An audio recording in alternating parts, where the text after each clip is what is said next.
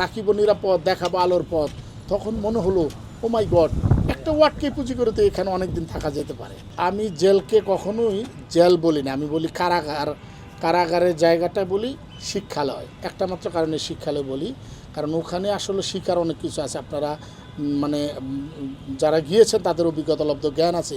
আর যারা যাননি, first time আমি যাওয়ার পর আমার কাছে মনে হচ্ছে যে বাংলাদেশের মানচিত্রের ভিতর আরেকটা বাংলাদেশ, অদ্ভুত এক জায়গা, যেখানে মনে হয় যে একটা মানুষ যদি পরিবর্তন হতে চায় সেটা ডেফিনেটলি ওখানে গিয়েই হতে পারে।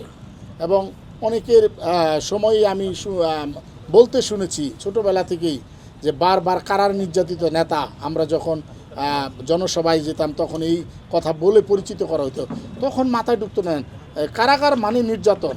কিন্তু সত্যিকার অর্থে যেটা দেখেন, আপনি যদি কারাগারের রুলস মেনটেন করেন, কারাগারকে মানেন, তাহলে আমি নির্যাতন মনে করবো না। আমার একটু অভিজ্ঞতালব্ধ জ্ঞানটা একটু আলাদা আর কি। করোনা বা যে কোনো ভাইরাসের এগেইনস্টে ফাইট মানি ব্যাক ট্রলের লেফট রাইট। সো ওই জায়গাটা থেকে আমি মনে করি যে আমার যে অভিজ্ঞতা সেইটা অন্যান্যদের অভিজ্ঞতার সাথে আমার এক নাও হতে পারে, কারণ আমি শিল্পী মানুষ, তো আমি একজন সৃজনশীল মানুষ যারা তারা ওই দৃষ্টিভঙ্গি থেকে দেখে। আমি ঢোকার পর থেকে যা যা ঘটেছে আমার সাথে টোটাল জিনিসগুলোকে আমি পজিটিভলি নিয়েছি। এবং ভিতরে যাওয়ার পর যখন আমি একটা পে অফ লাইন দেখলাম, রাখিব নিরাপদ, দেখাবো আলোর পথ, তখন মনে হলো ও মাই গড, একটা ওয়ার্ডকে পুঁজি করে তো এখানে অনেক দিন থাকা যেতে পারে এবং অনেক কিছু করা যেতে পারে যদি মানুষ চায়। তার প্রমাণ সিদ্দিকুর রহমান ওখানে গিয়ে বুঝতে পারলো। এবং ওখানে নিজের সম্পর্কে, নিজের ভুল সম্পর্কেও অনেক, জীবন সম্পর্কে অনেক রিসার্চ করা যায় এবং খুব ক্যালকুলেশন করা যায়।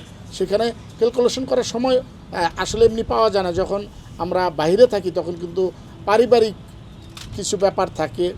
আমার যখন বাসা মেনটেন করতে হয়, গ্যাস বিল, তারপরে ইলেকট্রিসিটি বিল, নেট বিল, তারপরে বুয়ার টাকা, ড্রাইভারের টাকা, বাসা ভাড়া অনেকের, তারপরে আবার দেখা যায় যে ট্যাক্স, ভ্যাট, মানে কত থাকে, কালকে এটা করতে হবে, এটা করতে, নিজেকে নিয়ে ভাবার যে টাইমটা সেটা আসলে কিন্তু পাওয়া যায় না।